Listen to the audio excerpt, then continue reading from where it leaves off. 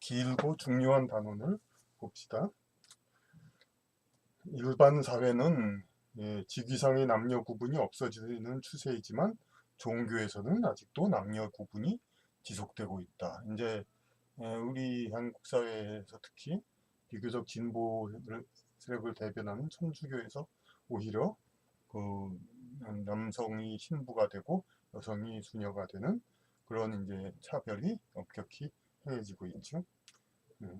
상대적으로 보수 세력에 오히려 더 가까운 개신교 기독교에서는 오히려 여성 목사도 상당수 이제 배출되고 있는 것에 반해서, 그러니까 이런 우리 사회의 진보 보수 이런 나눔이 얼마나 허구적인가를 알 수 있습니다. 이제 세력상의 서로의 대립일 뿐이죠. 이제 상대적으로 보수라고 하는 쪽은 해양 세력, 이제 민족 영혼, 그쪽에 관련된 영혼들이 이제 주류를 차지하고, 그래서 일본, 미국 그런 쪽에 그 해양을 통해서 그러니까 여러 가지 개척을 하는 그런 활동을 했던 이제 민족의 정신을 이은 곳이고, 상대적으로 진보 좌파라는 곳은 북방 민족이라든가 대륙, 그리고 멀리 유럽까지 프랑스 혁명을 일으킨 유럽 그런 쪽과 관련이 되어 있기 때문에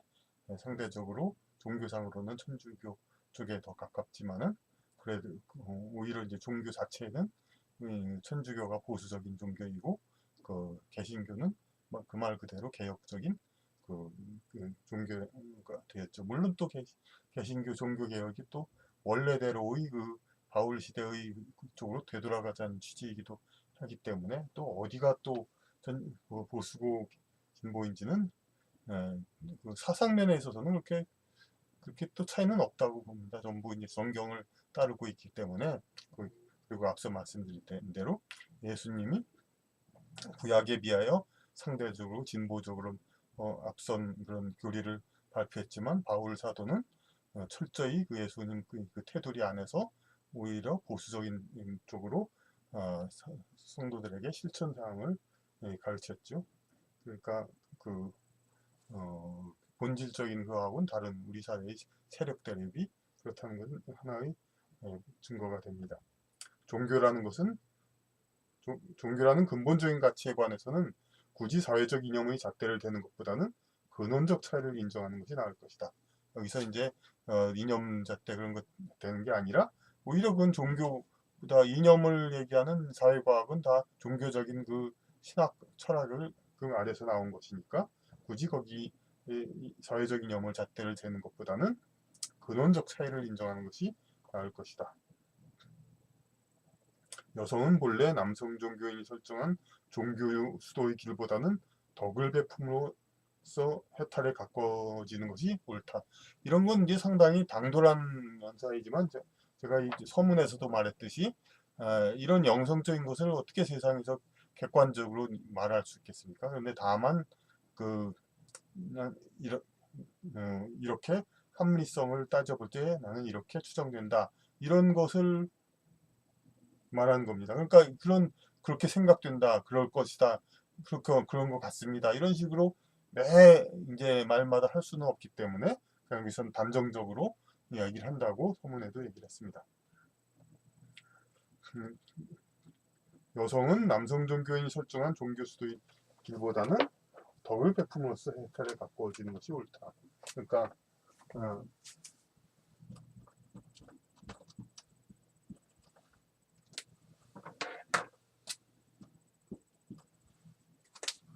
이렇게 여는 이렇게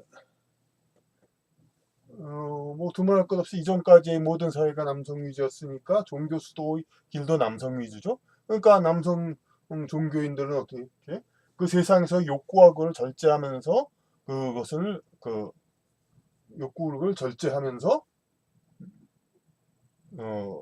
높은 진리를 따라야, 그래야 남성들한테 인내심과 검증된 수도자로서 역할을 할 수 있는 것이죠. 근데 이런 남녀 관계에서 서로가 원하는 것이 대칭형이 아니면 여기서 누차 강조되는 것이죠. 그런데 그러니까 사바세계에서 남성의 욕구는 세상에서 자신의 몫을 쟁취하는 것이지만 남들보다 싸워서 권력과 명예, 재물을 얻고 그것을 바탕으로 여성도 더 이제 자기가 원하는 미녀를 얻고 또 더 많은 여자도 얻고 이런 것이 남성의 목표인데 이것을 절제하는 것은 굉장한 이게 수도자로서의 그런 이제 표시가 되겠죠. 여성에게는 설령 욕구가 있다 하더라도 그것은 자신의 것을 확장하려는 것이 아니라 세상에서의 소명을 수행하고자 하는 희망에 불과하다. 좀 추상적으로 얘기했지만은 단적으로 말합니다. 이제 그 남성이 만약 자기 아들을 100명이나 낳았다. 그럼 어떻게 봅니까? 그냥 야 이거 그 사람 참 그러니까 많은 것을 가졌다고 볼 수가 있죠. 그리고 상당히 뭐 난봉꾼 혹은 뭐 권력이 대단하다 뭐 이렇게 볼 수도 있죠. 근데 여성이 100명은 불가능하지만 10명의 아이를 낳았다 하면은 상당히 이제 어머니로서 다산으로서 그렇게 뭐 물론 일시적으로 우리나라 그 과거에 좀 이제 그 군사 독재 약간 제 세상이 좀 어긋날 때에는 뭐 덮어놓고 나타보면 거짓골을 목매한다는 그 심한 소리를 하면서 다산 어머니들을 모욕하고 정부는 아직도 그것에 대해서 사과를 안 하고 있습니다만 그런 이제 그 일시적인 어떤 잘못된 시대를 제외하고는 여성으로서의 그 역할과 그 헌신 이것이 아주 컸던 그런 분으로서 인정되죠. 여성이 많은 아이를 낳았다는. 그러니까 다른 거죠. 그러니까 여성에게는 금욕이 곧 미덕은 아니다. 이렇게 상당히 이거는 뭐 또 다른 뭐 객관성이 있는 말은 솔직히 아닙니다.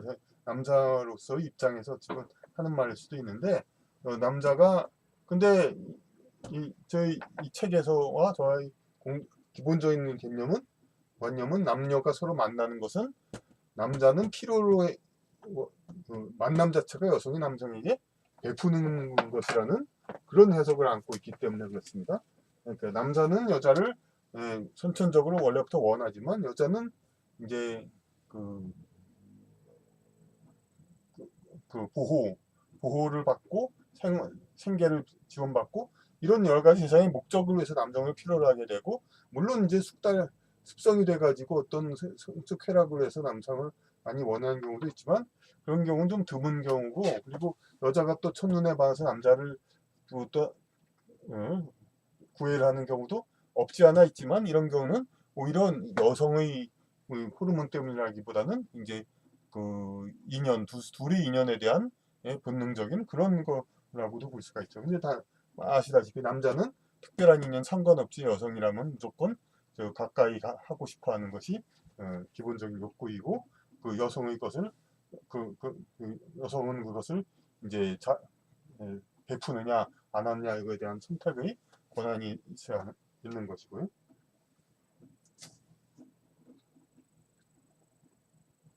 그러니까 그 욕구가 있다 하더라도 그러니까 아이를 갖고 그런 욕구가 있다 하더라도 그것은 자신을 확장한다기보다 자기가 소명 세상에서 여성의 일을 해야 하겠다는 희망에 불과한 것이지 어떤 욕심이 그런 건 아니다 이거죠. 그러니까 아이를 10명 낳은 어머니라 할지라도 여성에게는 금욕이 곧 미덕은 아니다. 그러면서 또 비유를 했습니다. 남자는 심산유곡에 은거하여 구도 생활을 하는 것이 나름의 성취하는 것을 추구하는 것이 되겠지만은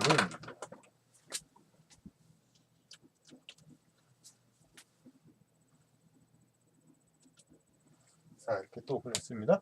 남자가는 이제 심산유곡에 은거해서 그냥 공자도 그런 얘기 나오죠. 공자는 그러니까 천하를 주유하면서 어디선가 등용되기를 바랬지만 어디 산속을 지나가니까 은자가들이 비웃죠. 아 뭐 그렇게 그 왕들한테 제후들한테 그러려고 애를 쓰냐 우리처럼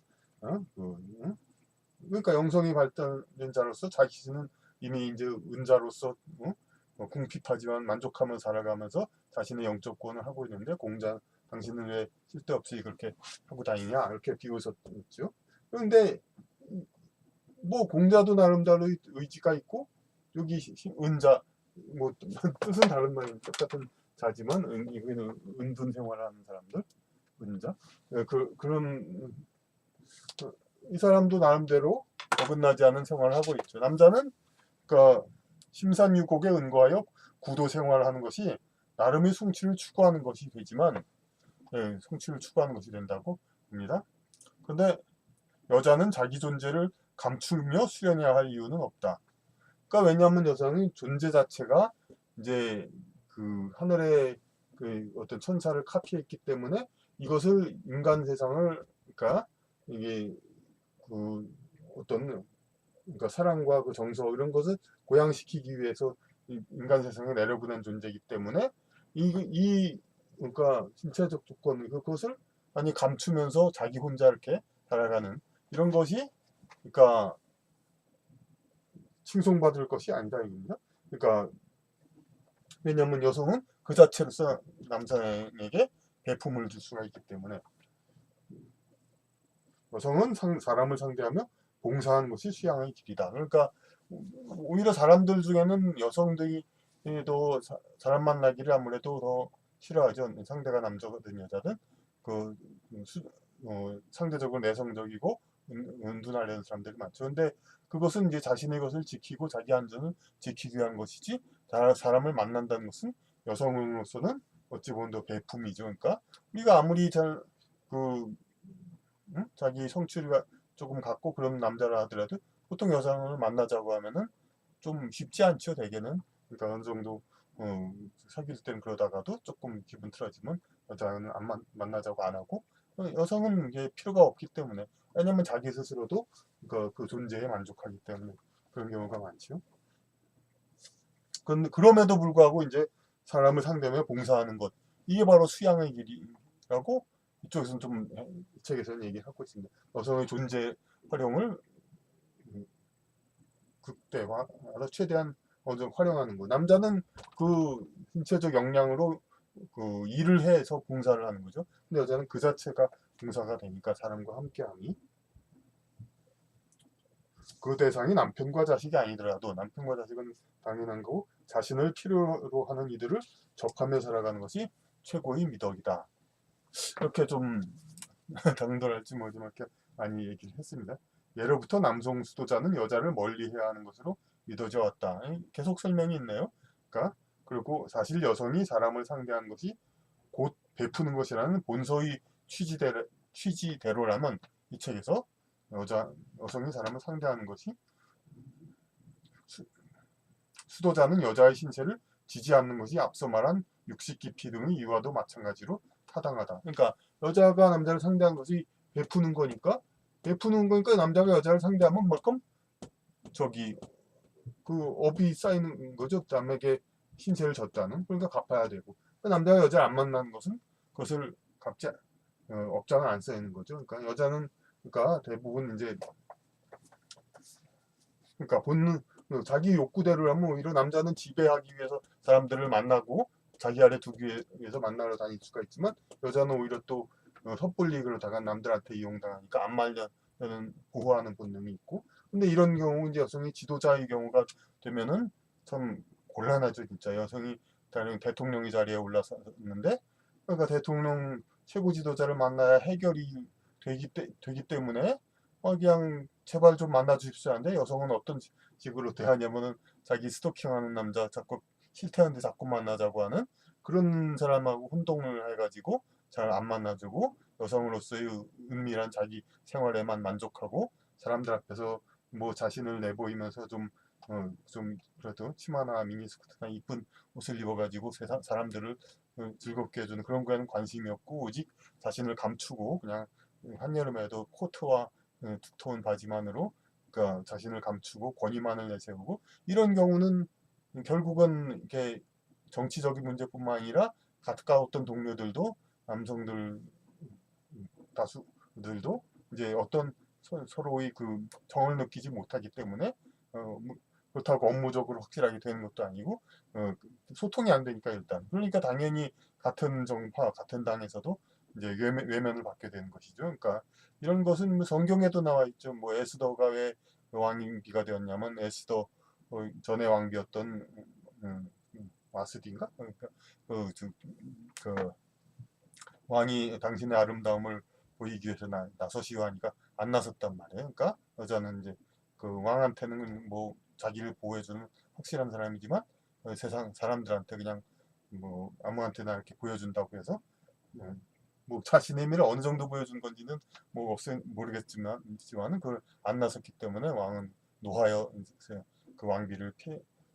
피했죠. 그리고 베어울프 소설에서도 어떤 얘기가 나왔냐면 어떤 공주는 그냥 자기를 신하누구가 자기를 쳐다본다 그렇게 의심이 들어도 자기를 모독하는 걸 생각하고 죽이라고 명하고 그랬습니다. 그러니까 그런 여러 가지 여자는 보호적인 본능, 자기 거를 주지 않으려는 본능이 있지만 그것을 이제 주는 것 그 자체는 이제 덕이라고 볼 수가 있고 결코 이제 저급한 남자, 일부 저급한 남자들이 여자를 쉽게 접했다고 해서 그 여자는 싸고 해픈 여자다 하고 비웃는 거. 이것은 마치 음식점에서 음식값이 터무니없이 싸다고 그 음식점을 비웃는 것이나 같습니다. 그러니까 여성의 배품은 다르게 생각을 해야 되는 겁니다.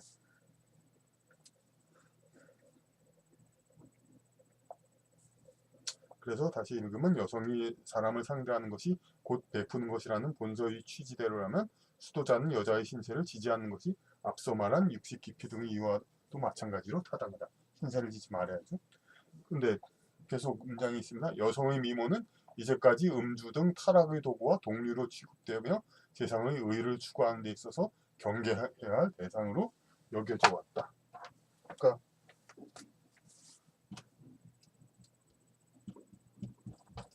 의를 추구하는데 근데 되게 여기다가 뭐 여자들도 그런 말을 많이 쓰더라고. 이렇게 동류로 그냥 여성 술과 여자를 탐닉했다 뭐 그런 거 아니 술이라는 그런 물질 그런 거하고 여자를 동류로 그냥 막 그래요. 그래서 여성의 미모는 이제까지 음주 등 타락의 도구와 동류로 취급되며 세상의 의를 추구하는 데 있어서 경계해야 할 대상으로 여겨져 왔다. 그건 이제까지의 관념이고 앞으로 이제 바라는 것은 앞으로는 부를 가진 이가 세상에 자선을 베풀듯 미도 세상을 위하여 베푸는 자산이 되어야 할 것이다. 뭐 이제까지라고 없는 것은 아닙니다. 몇몇 이야기 중에 여성이 이제 그 우리 어둠의 자식들이라는 영화에도 그런 나왔죠. 창녀가 이제 앉은 뱅이 보통 창녀들은 징그럽다고 그냥 돈 필요 없어 다 나가 하고 그냥 쫓아나는데 그 주인공이 성자가 된 주인공 여성이 마지막 장면에 그 손님 어서 오십시오 하고 정중히 받아들이는 그런 모습이 있죠. 그러니까 이런 이야기들이 예전에도 있었지만은 좀 더 이제 제대로 보편적으로 인식이 되어야 하겠다는 말씀입니다. 세상을 위하여 베푸는 자산이 됐다. 근데 왜 이제 술에 대한 설명인데 술에 대한 건 전에도 앞으로도 더 얘기되겠습니다만은 그러니까 세상의 왜 이거 동류가 됐냐면 술을 마심으로써 신체 기능을 약화시켜 가지고 그러니까 인간을 더 그 영적 세계에 세상에 붙잡아두는 힘이 없어지니까 신체 능력이 약해서 그러니까 인간이 더 세상에 올라간 것처럼 느껴지거든요. 근데 여성을 만나는 것도 여성의 미모가 이제 세상의 천상의 이제 천사 엔젤들의 모습을 본다 쓰니까 그 여성과 가까이 접하면 어떤 자기의 영적 성장을 위한 성취감 그것이 아니라 하더라도 성취감을 느끼거든요. 착각. 둘 다 그러니까 여성을 가까이 하는 것이나 술을 가까이 하는 것이나 이것이 이제 수도하는 그런 거하고 다른 면에서 보면은 이게 착각인 것이죠. 그러니까 여성을 접함으로써 그러니까 쾌락을 느끼는데 그것이 진정한 성취에 의한 쾌락이 아니라는 거죠. 이제 그러니까 일이나 그런 데 있어서도 어떤 목적으로 해서 같은 남자를 만나서 진지하게 일을 논의해서 성취하는 거 이것은 나름대로의 성취겠지만 여성을 만나가 가지고 어떤 생산적인 일을 얘기하는 것보다는 그런 관계로 되는 거 이것은 어떤 하는 성취를 착각하는 거기 때문에 이건 역시 이제 방탕한 생활 그거의 대명사가 되어 있는 거죠. 그러니까 영적 성장이 되지 않고 오히려 퇴보하는데 자기 스스로는 착각하는 거, 자기가 막 세상을 위해서 역할을 하는 것처럼, 이게 술로 이게 성취감을 착각하는 것처럼 여성으로도 그렇게 마찬가지로 합니다. 예로부터 인류는 비록 지상의 남성 권력 시스템에 맞춰 신을 남성해 왔지만 그 이면에서는 안에 바깥 그 속에서는 아름다움과 자비로 인간을 위로하는 여신을 갈망해 왔다. 이것은 뭐 예로부터 그랬다. 무슨 이제 겉으로는 남성 권력 시스템에 의해서 했지만 그 이면에서는 그 속으로는 그랬다. 그러니까 그 그리스 로마 신화 그런 데서 보면 제우스 신이고 남성 신들을 많이 했지만 실제로 우리 조사해보고 막 그러면은 뭐 승리의 여신, 뭐 여신을 그렇게 아마 인용하고 이렇게 얘기 대화 중심으로 하는 게 더 많을 겁니다.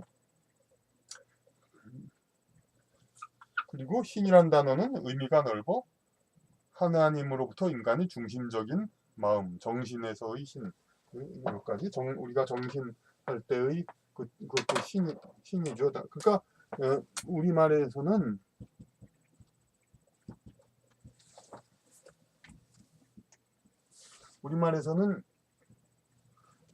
그 신이라는 단어가 그 정령이라는 말도 있으니 몸의 어떤 그 세세한 부분 다 얘기하는 그걸 제어하는 그러한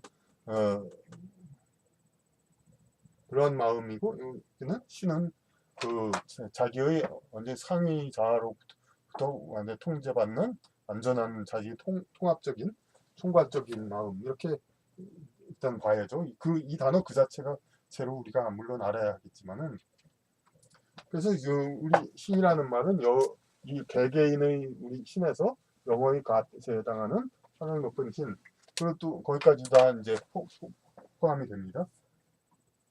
이 책에서의 신은 지상에서 인간으로 태어난 영혼보다 높은 영으로서 지구의 운영에 관여하는 영을 통칭한다.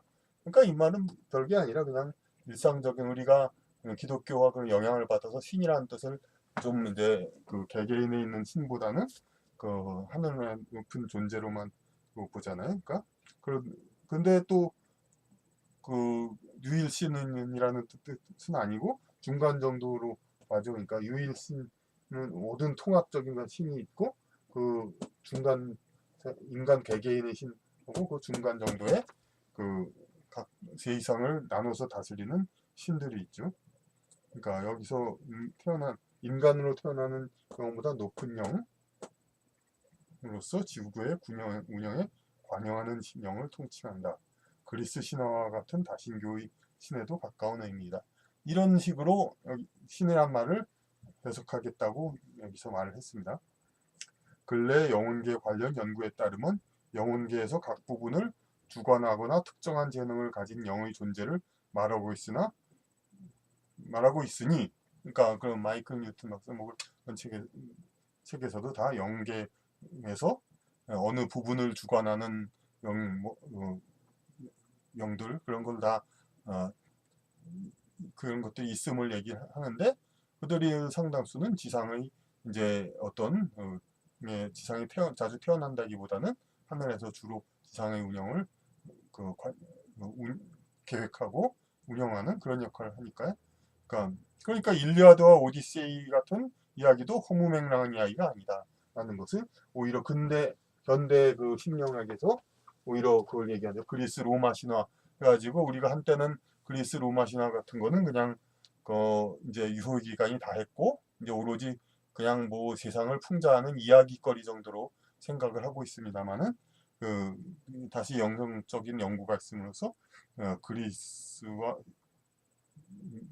신화, 로마 신화 이런 쪽이 허황된 근거 없는 이야기가 아니라는 것이 나왔습니다.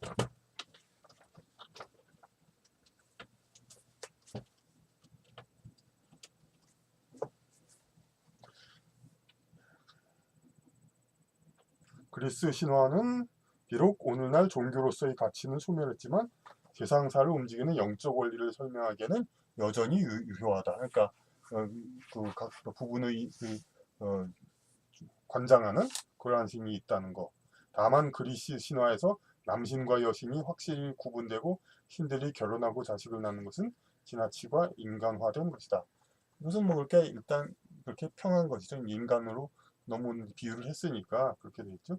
근데 뭐 그것도 역시 그 신들의 세상에서 어떻게 그 영적인 존재들끼리 어떻게 서로 그러니까 합의하에 그러니까 또 다른 신을 탄생하자 이렇게 그렇게 할 수는 있는 겁니다. 그러니까 영적 신들의 세계에서 존재가 둘이 이렇게 해서 하나를 만들 우리 뜻을 합쳐서 하나 다른 담당하는 신을 탄생시키자 이렇게 그렇게 볼 수도 있죠. 영혼이 기본적으로 중성이라는 현대의 연구 결과는 부활 때에는 장가도 아니가고 시집도 아니가고 하늘에 있는 천사들과 같으니라. 마태복음 22장 30절이 말씀과 일치합니다. 그러니까 신들의 남성 중성화 얘기를 했지만 그 지상의 물질 육체의 남자 여자 그런 것처럼 엄격히 구분되는 것은 아니고 본래 이제 영적 존재는 그 중성 어떤 장가도 아니가고 시집도 아니가고 천사들과 같으니라. 근데 신적인 존재들이 이제 그래도 그 성향 같은 거는 성향 남성 성향 여성 성향은 어느 정도 있을 수가 있습니다. 그 자신의 어떤 그 지상에서 영혼 윤회 경력이라든지 그런 걸 봐가지고 그 정도 그 성향은 있을 수가 있습니다. 그 영적 성향.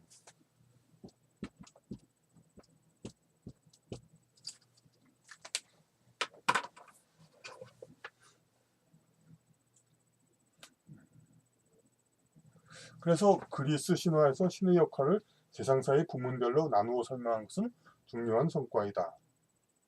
그러니까 그 세상사 연구를 위해서 성과이다. 그런데 왜 유일신 지금 오히려 그런 신들이 원시 종교고 유일신의 신앙이 더 이제 지금은 더 널리 인정되는가? 그거는 제가 다른 데에서도 얘기했습니다만 그 인간이 그런데 어느 부분을 관장하고는 신을 골라서 그 신한테 기도해야 될까? 이거를 일일이 다 따질 수 없고 찾기가 어렵습니다. 사실이 무슨 이런 어려운 일이 생겼는데 이것은 어떤 신에게 해야 될까? 뭐 음악의 신에게 물어야 될까? 사랑의 신에게 물어야 될까? 재물의 신에게 물어야 할까? 뭐 이렇게 사람이 판단해서 이렇게 하는 거 이런 것이 어렵죠. 그러니까 오히려 하나님한테 모든 통칭 신한테 기도하면은 하나님이 알아서 그냥 이렇게 그 담당 신한테 내려보내준다. 이런 개념으로 설명하면 우리가 유일신이 오늘날 더 그러니까 보편적으로 더 받아들여진 이유를 알 수 있습니다. 그러니까 일반인이 섣불리 그냥 여기 여러 신들을 골라가지고 어느 신을 골라서 이렇게 하는 거. 그러니까 우리 사회에서도 그렇지 않습니까? 지금 요새 청와대 뭐 청원 이런 게 많이 유행인데 어느 장관한테 사실은 더 빨리 하려면 청원자가 어느 장관한테 찾아가서 해결해 달라고 해야죠. 근데 그걸 일일이 국민이 그 지적 능력을 가지고 그걸 분류할 수 있는 거 그런 게 아니거죠. 그러니까 무조건 그냥 청와대 청원 이것이 어찌 보면 옳은 것이죠. 그러니까 옛날에도 신문고면은 그냥 무조건 임금 국왕한테 보내고 그 다음에 이제 국왕이 분류해서 누구한테 처리하라고 내려보내듯이 그러니까 신들을 믿는 것도 과거에는 뭐 이런 신 저런 신 많았는데 인간이 그걸 찾아서 믿는 것보다는 그것이 또 틀릴 수도 있죠. 그러니까 이 신한테는 이 담당인데 인간이 좁은 수기는 이 신한테 빌었으면은 이 신은 노할 것이고 이 신은 난 소관왕이 아니다 하고 물리칠 거 아닙니까? 근데 건너뛰어서 완전히 그러니까 각 제일 위에 있는 하나님한테 이제 빌어야죠. 그렇게 해서 이제 다시 내려가는 겁니다. 이제.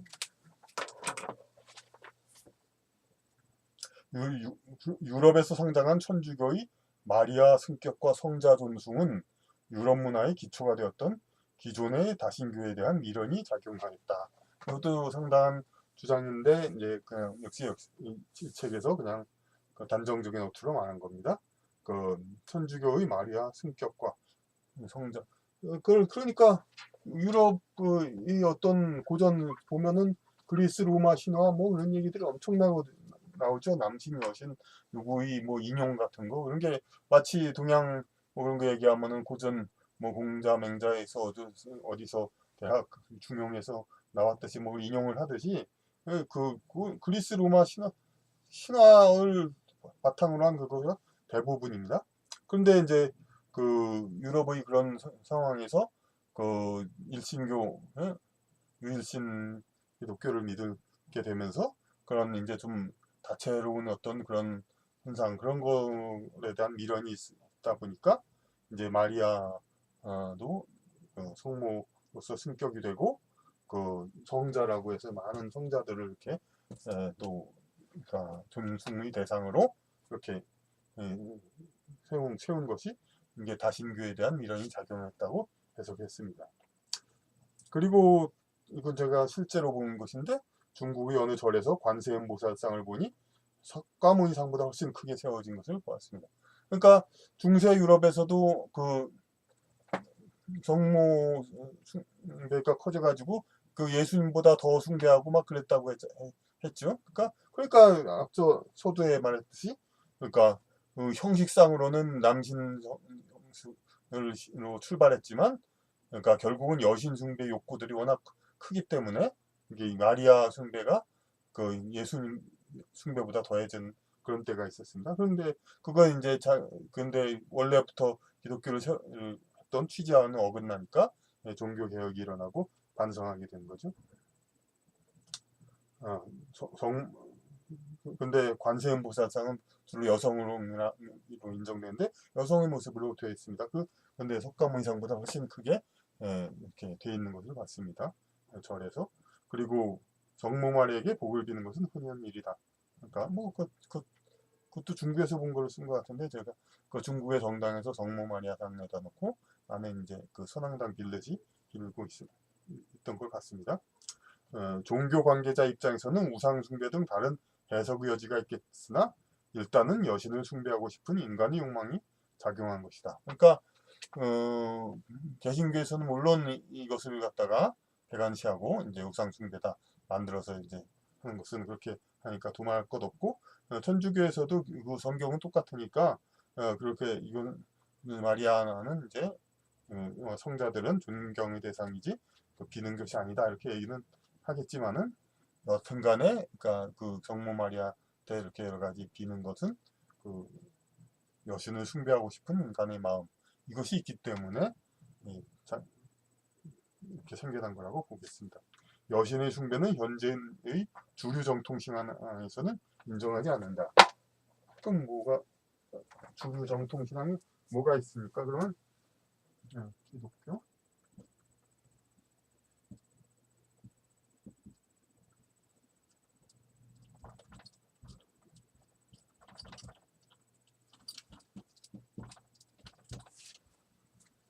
세 가지에서 불교, 기독교, 개신교, 천주교, 회교, 이슬람교에서 여기 뭐 당연히 알라신 나오고 뭐 다른 신 유일신 뭐 두말할 것 없고 개신교 안 할 것 없고 천주교 마리아 있지만은 아주 크게는 그렇게 보지 않죠. 이제 기도할 때만이 그러지만 뭐 교황도 그렇게 성모 마리아를 인용하는 경우는 많지 않죠. 그냥 예수 얘기를 하지. 근데 이제 개개인의 어떤 사적으로는 천주교를 믿는 사람은 얼마든지 성당에 들어가서 마리아상 앞에서 기도할 자유가 있고 이렇게 여신을 숭배하고 싶은 그 인간 욕구를 풀 수가 있습니다. 불교에서도 이제 그 주된 상은 이제 석가모니불 그 주된에 이제 기도를 하는 것으로 되어 있습니다만은 그래도 또 역시 불교에서도 관세음보살상 여성적인 모습을 한 이제 조각상에다가 그 소원을 빌 수 있는 그런 여지가 있죠. 그러니까 여신을 숭배하고 싶은 인간의 욕망이 작용한 것이다. 여신의 숭배는 현대의 주류 정통신앙에서는 인정하지 않는다. 그러나 그렇다고 해서 신이 남성인 것은 아니다. 당연하죠. 앞에 얘기했듯이 영적인 존재는 그 인간으로서 태어났을 때 그 남성 여성으로 나누어진 것이고 본질은 그 육체적인 그 인간 남성이 아니죠. 다만 이제 그 영혼들의 지상의 윤생 경험, 그 태어난 그 경험들에 의해서 그 성향이 좀 있을 수, 남성적 성향, 여성적 성향이 있을 수는 있습니다. 그 영적 존재들이. 그래서 인간의 여신을 숭배하고 싶은 마음은 우상 숭배로만 돌리지 말고 정서를 달래기 위한 방법으로 좀 더 이해되고 양성화되어야 한다.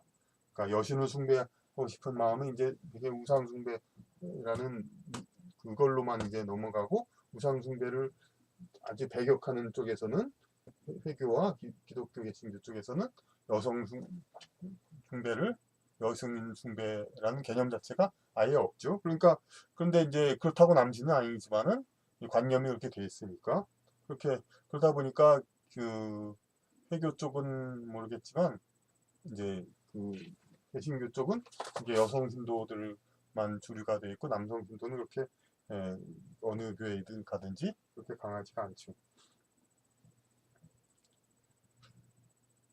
좀 더 이해되고, 그러니까 여성은 이렇게 자기보다 이게 능력이 대단하고 그러면서도 여성적인 자비를 내릴 수 있는 그러한 여신을 숭배하는 것은, 그러니까 그 남성이든 여성이든 그건 하나의 욕구이기 때문에, 특히 남성에게 그것을 이제 그 돌파구를 열어주는 것이 정서 안정에 더욱 도움이 되겠다는 그러한 주장입니다. 성인들이, 그러니까 우리 4대 성인이라고 했지만, 그런 성인들이 남자로서 세상에 나왔던 것은, 4대 성인이라면 공자, 소크라테스, 예수님, 석가님, 이렇게. 근데 다 남자죠. 남자로서 세상에 나왔던 것은 남자의 몸이 세상에서 활동하기에 적합했기 때문이다. 그런 얘기지. 그렇죠. 당연히 그 시대의 사회관념의 남성이 여러 가지야 주장을 하고 이렇게 다닐 수가 있었고, 그리고 활동하고 그러려면 남성 몸이 훨씬 편하게 하니까 구태 여성으로 해서 어려움을 덮을 그 어려움을 겪을 필요는 없었던 것이죠. 그래서 그것은 성인들이 가르침이나 신적 본질과는 상관이 없다. 그렇죠. 이제 그 가르침은 그 가르침대로 있는 거고, 그 수단으로서 그냥 태어났을 때 성인들이 남성을 선택했던 것은 그런 활동하고 전도하기에 더 이제 편리하니까 그랬던 선택한 것이 뿐이죠. 아름답고 자비로운 여성의 형상은 인간의 본향, 즉 영혼계에서 누리던 것에 대한 그리움을 위로해주는 효과가 있다. 그러니까 인간의 본향에서는, 영적 세계에서는 이 책에서도 누차, 그러니까 여성의 모습은 이제 천상의 인간 근원 본질적 형태 혹은 천사의 형태는 여성에 더 가까우니까, 그 천상에서는 그러한 모습을 주로 접하고 살아왔는데, 지상에서는 칙칙하고 좀 거친 그 남성들을 이제 상당히 많이 보게 되고 그리고 위협도 당하고 그러는데, 그 여성의 모습 이런 것을 그래서 자꾸 보고 싶어지고, 그래서 특히 남성은 세상에서 경험이 없다 하더라도 여성의 모습을 그리워하게 되죠. 그러니까 영혼계에서 누리던 것, 영혼계에서는 여성이 지상처럼 그렇게 접하기 어려운 것이 아니었습니까? 여성적인 존재가 그 본향에서 누리던 것에 대한 그리움을 위로해주는 효과가 있다.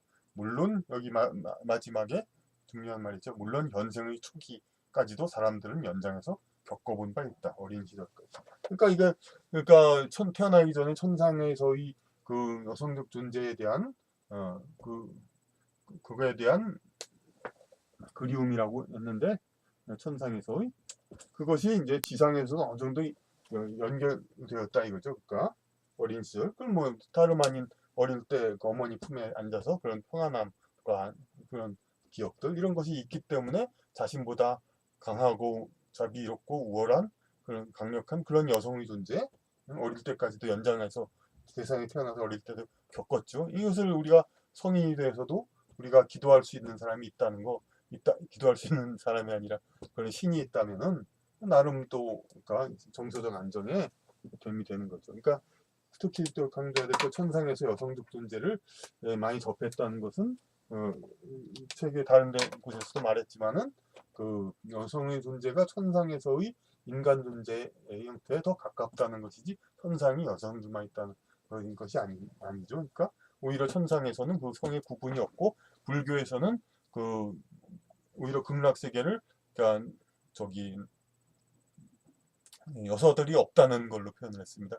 그러니까 그게 뭐냐면 달리 뭐 여성이고 남성이라는 게 없는 걸 여성이 없는 것. 그렇다고 그럼 그 불교에서 그럼 그 보살 여러 가지 그런 그쪽을 그린 거에 그럼 남성들을 그렸다고 해서 모두 다가 뭐 수염 턱수룩하고 뭐 터프하고 그런 사람들로 그립니까? 아니죠. 이제 그 여성적인 그 아름다운 모습으로 그리려고 애를 쓰죠. 그러니까 그것은 이제 천상에서는 성의 구분이 없는 거고 젠더의 구분이 없는 거고 그러면서 그 다만 그 형태가 지상의 여성에 좀 더 연관이 되기 때문에 우리가 이제 더 그리워하는 거 천상의 문제들을 그런 그리워하고 그것을 이제 여성을 통해서 해소하려고 하는 위안을 받으려고 하는 그런 욕구가 있다는 것입니다. 그래서 이제 여신의 숭배, 인간의 여신 숭배 욕구 이것은 당연한 것인데 억압하지 말자는 그러한 뜻으로